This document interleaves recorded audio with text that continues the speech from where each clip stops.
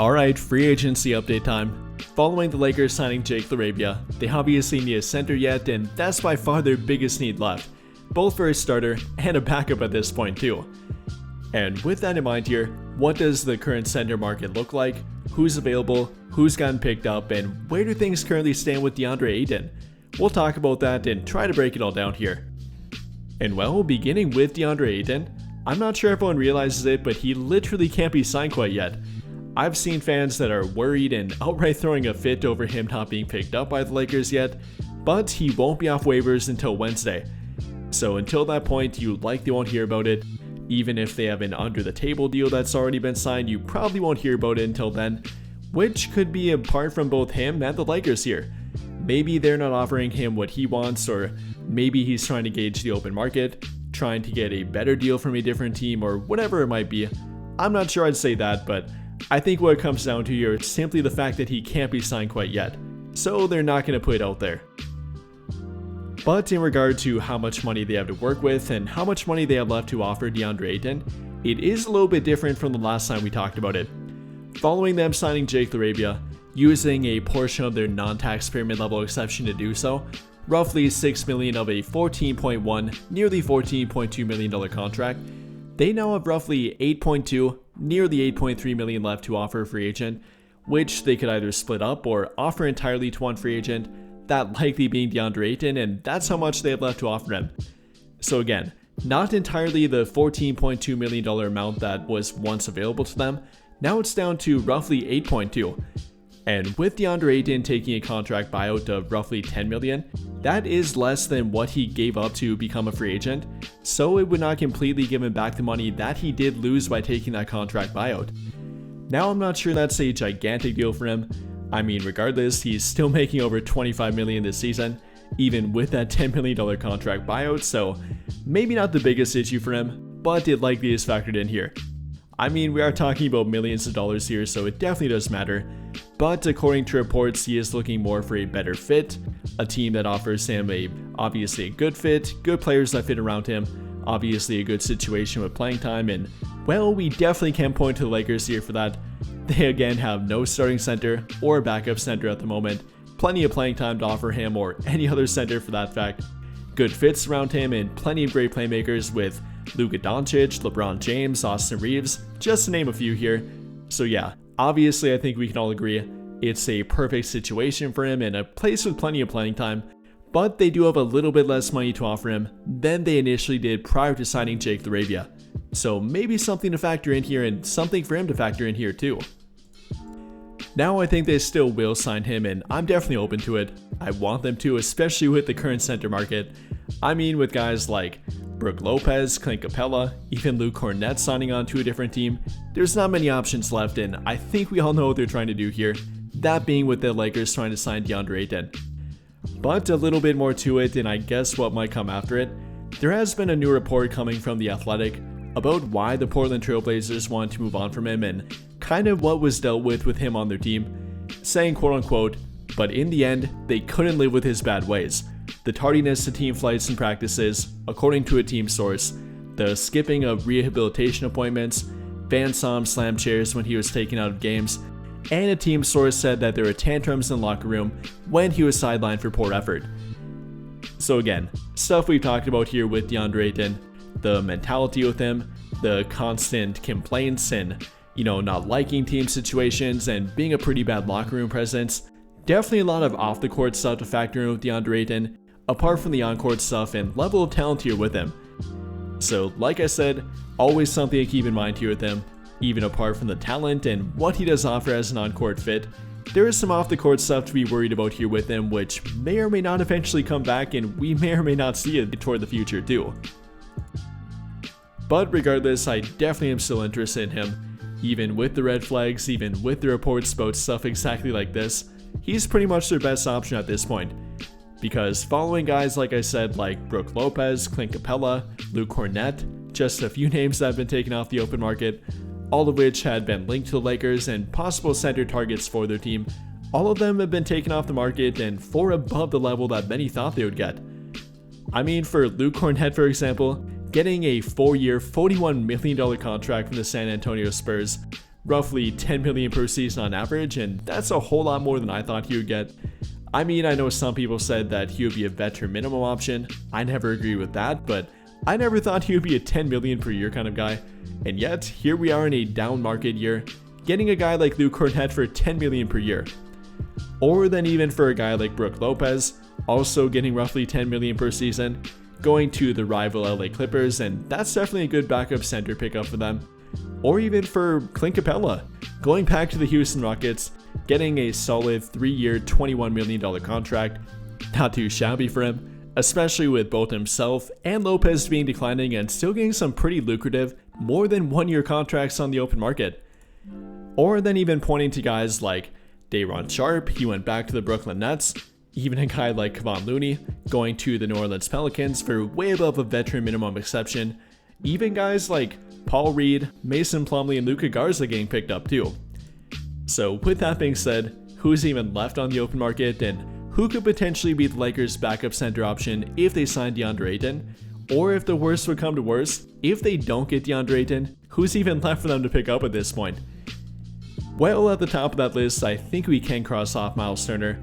Simply not in their ballpark, and it's not even worth talking about in my opinion. He'll likely be back with the Indiana Pacers for roughly 20 to 30 million per year. I think more on the short side of that, but again, definitely not the Lakers ballpark.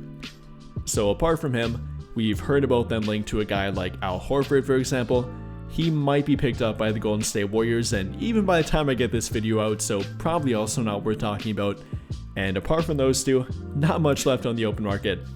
Maybe a guy like former Laker Thomas Bryant, coming off a pretty solid showing with the Indiana Pacers, and even during the postseason, might be a decent backup center option to have, especially with him contrasting differently to Deandre Ayton, being more of a floor spacing big rather than a around the rim punisher and simply finisher at the rim.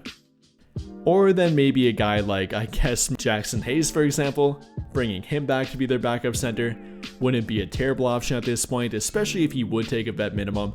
At that point, I'd be open to it, even if the casual fan still doesn't like him or isn't happy with him from last season. Didn't finish well, but was pretty good post-trade deadline during the regular season. And well, apart from that, I guess we got a guy like Jericho Sims, an athletic freak and definitely a good lob threat. Not so great at other things on the court apart from vertical athletic ability, is a decent rebounder, decent finisher around the rim, I guess decent defender at times and decent rim protector, but not my favorite option and definitely not the best apart from being an athletic freak and definitely an elite lob threat. And then I guess after that point you could go to the lesser names like a Charles Bassey, for example. I like him, I've talked about him, more so for a third backup center or maybe a distant second, but not my favorite option for a direct backup center. Wouldn't hate it, and I do like what he offers on the court. Is a very good shot blocker, good rim protector, decent lob threat, and is a decent finisher around the rim, but is relatively inexperienced and is a bit injury prone too. Or then for a guy that's coming off an injury but has been shown to be productive, we got a guy like former Laker Mo Wagner, coming off a torn ACL unfortunately, that being in December if I remember correctly, so he probably should be healthy relatively early into the season. I mean, I think the Orlando Magic might bring him back regardless, but currently is a free agent, so maybe another guy to keep in mind here. Definitely wouldn't be against it for a veteran minimum, much like Thomas Bryant for example, is a floor spacing big man option, is a very good offensive big man option, kind of a scoring punch off the bench and not much of a rim protector, but also a decent, relatively proven option that could be had for relatively cheap. And well, apart from the guys I've mentioned, there's definitely not much left. Maybe pointing to a two-way contract guy like Kai Jones, for example. Also very athletic, also has potential, but definitely not very proven and maybe a little bit unstable.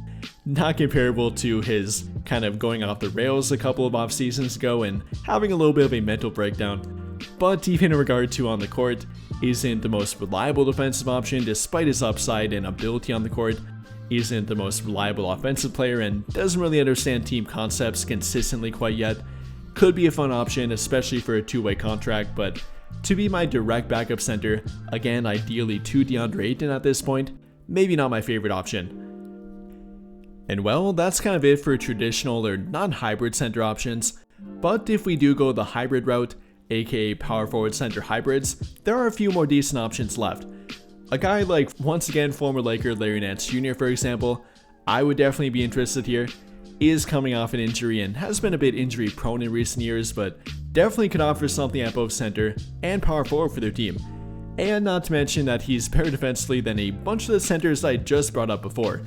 I definitely like the option of it, could provide something both offensively, is a decent 3-point shooter, albeit a fairly low volume 3-point shooter, but he offers that, a little bit of lob threat ability, a little bit of finishing ability around the rim, simply is a very disciplined defender. No, not the shot blocker that some of the center options might be, but is a much better team defender, is more switchable on defense, and is still, I guess not young, but currently in his prime yet, or at the tail end of it, being 32 at the moment, would fit their more short-term plan and could be a decent option off the bench of their team at both power forward and center. Or then for a different hybrid option, looking toward a guy like Chris Boucher, currently an unrestricted free agent. I think he might sign back with Toronto, but if he doesn't, I definitely would be interested. Much like Larry Nance is a offensive big that can offer some 3-point shooting and floor spacing, also is a pretty decent lob threat, is a really good rim runner, decent rebounder, decent rim protector, has some really good length for a hybrid big, not the most physical big, and isn't a guy that's going to defend the post for you or bang down low a whole lot, but overall he does offer more than a bunch of the traditional bigs I mentioned, between the floor spacing ability, finishing ability around the rim, even being a lob threat, and overall ability to create his own offense at times, with some rim protection and switchability on defense. I would be open to Chris Boucher too. And then for one final mention, I will throw out the name Marvin Bagley, a guy that's definitely not lived up to his potential, but is a decent hybrid option as well, more so a center than a power forward, unlike Nance and Boucher, but he is a little bit light, couldn't be a full-time center for them, would be more so a power forward in some matchups, which isn't necessarily a bad thing, but I guess wouldn't be a full-time option for their backup center. Does fill some of the qualities that they are looking for at center though, between being a lob threat, would fit pretty well with Luka Doncic in my opinion, even would fit the timeline and could potentially grow into that role for years to come with their team, is a pretty good rebounder, not the best defender, and definitely not a very great rim protector or switchable defender. That's kind of the main issue with him, but wouldn't be a terrible option for a veteran minimum, and beggars really can't be choosers here after all too. And well, with that being said, that's kind of the rundown on the current center market, even the power forward center hybrid market, and if I had to rank them, for the true center options, I surprisingly probably would have to go number 1 Al Horford. Again, he probably will be taken off the list, but in terms of current productivity and ability to offer value to a contending team, he's currently the most proven and still arguably the most productive too. After that point, kind of a toss-up between Jackson Hayes and Jericho Sims. You could argue between them. I think I might have to lean toward Hayes, between his experience with their team and knowing his role and even their system for that fact, even being a pretty good proven fit with Luka Doncic offensively. Obviously the lob connection between them, that worked out pretty well, so I wouldn't be against bringing back Hayes, especially not for a vet minimum. After that point again, probably would go Jericho Sims. Isn't the best well-rounded center, but obviously is a great lob threat. Does pretty much everything else at a decent level, not too much to complain about with him, so wouldn't hate it for a backup center option. After that point, then pointing to guys like maybe a Mo Wagner, maybe a Thomas Bryant, maybe a Charles Bassey, kind of take your pick between them. I think I'd rather go to the hybrid center option at that point, opting to guys like Larry Nance, Chris Boucher, Marvin Bagley. Probably would pick them over those three, and I probably would have to pick between them. Larry Nance is my top choice. And well, for better or worse, I think that pretty much does it for the current center market. Again, hoping to get Deandre Ayton here, make him their starting level big man, even with the red flags and potential negatives that come with him. He's definitely their best, most viable option left on the open market. So hopefully he does take the remainder of their full mid-level exception, again being worth roughly $8.2 million left. Hopefully he takes that, becomes their starting level center option, then they can fill with a backup that currently does remain on the open market. And with that being said, what do you guys think? How do you feel about the current center market, the Lakers' options at center, and their ability to sign Deandre Ayton, following them signing Jake LaRavia and giving a portion of their non-taxpayer mid-level exception to Jake LaRavia? How do you feel about it, and how do you feel about their odds going forward to find a center? Let me know your thoughts in the comments down below. But I think that'll pretty much do it for this one. And if you enjoyed the video, then I'll greatly appreciate it if you dropped a like, subscribe to the channel if you have not already, and hit that notification bell to never miss out when I upload a video. But as always, thank you for watching and have a great day or night.